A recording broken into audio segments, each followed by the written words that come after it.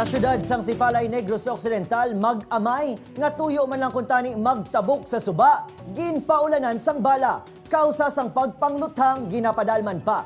Yaring balita nga aton gintutukan.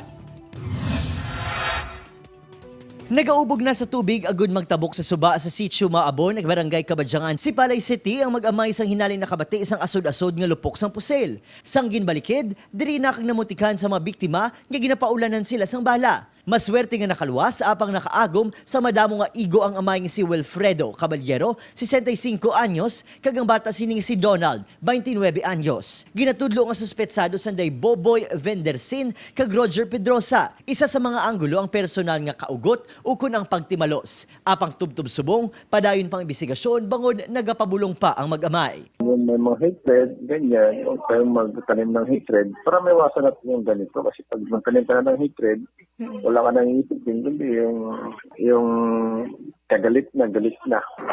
Wala nang ibang peace of mind. Padayon man ang pagpangita sang dugang ebidensya angot sa natabo.